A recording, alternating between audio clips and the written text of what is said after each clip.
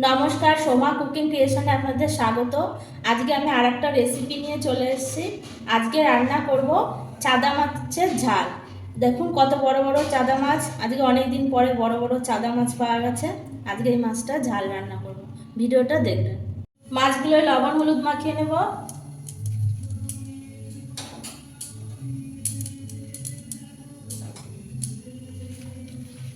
লবণ হলুদ মাখিয়ে মাছগুলো ভেজে নেব।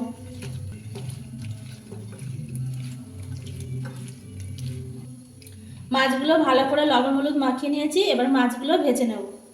মাছটা সর্ষের তেলে রান্না করব, আর কড়াইতে তেল দিয়েছি, তেলটা গরম হয়ে গেছে।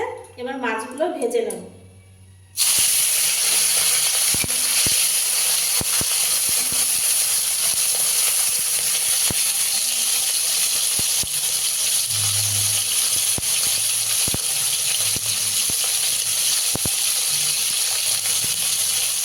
চাদা মাছটা খুব কড়া করবো না, কেননা এই মাছটা তো ঝাল হবে, কড়া করলে ভালো লাগে না।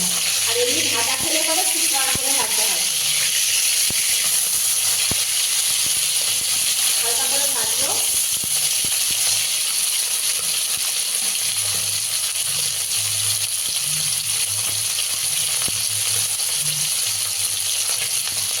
মাছগুলো ভাজা হয়ে গেছে, মাছগুলো তুলে নেব। এই মাছগুলো নরম হয়েছে।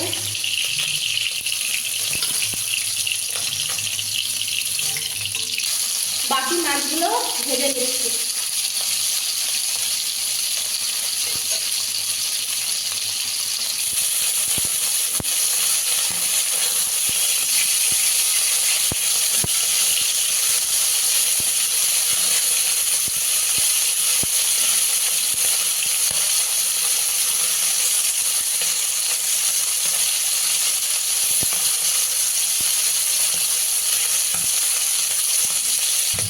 মাছগুলো ভাজা হয়ে গেছে, মাছগুলো তুলে নেব।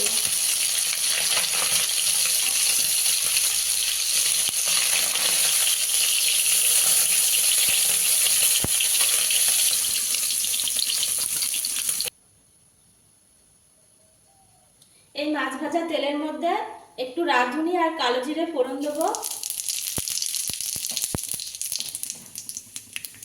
জিরে আর ধনে বাটা একসাথে আছে, অল্প পরিমাণে দেবো।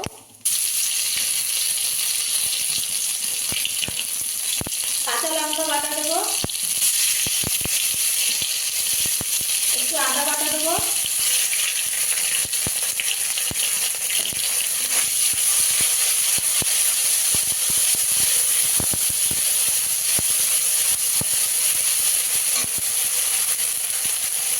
একটু হলুদ গুঁড়ো, লবণ দেবো, একটু কাশ্মীরি লাল লঙ্কার গুঁড়ো দেবো একটু কালারের জন্য, কয়েকটা কাঁচা লঙ্কা চেড়ে দেবো, আর একটা ছোট টমেটো কুচি দেবো। মশলাটা দেবো, ভালো করে কষিয়ে নেবো।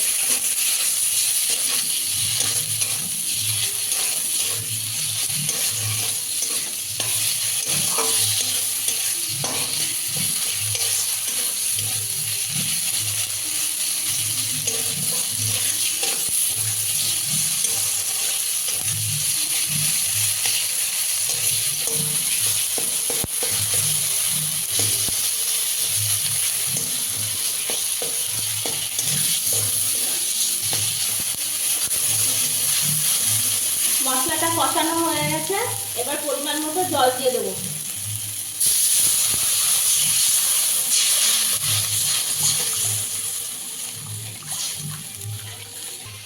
ঝোলটা ফুটে উঠেছে, এবার মাছগুলো দিয়ে দেবো।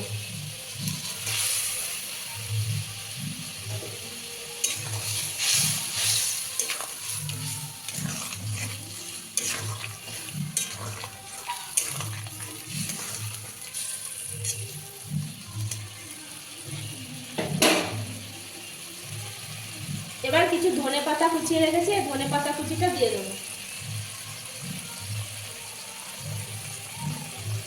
এবার ঢাকা দিয়ে দেবো। ঢাকা দিয়ে একটু ফুটিয়ে নেব। ঢাকনাটা খুলে দেখে নিচ্ছি।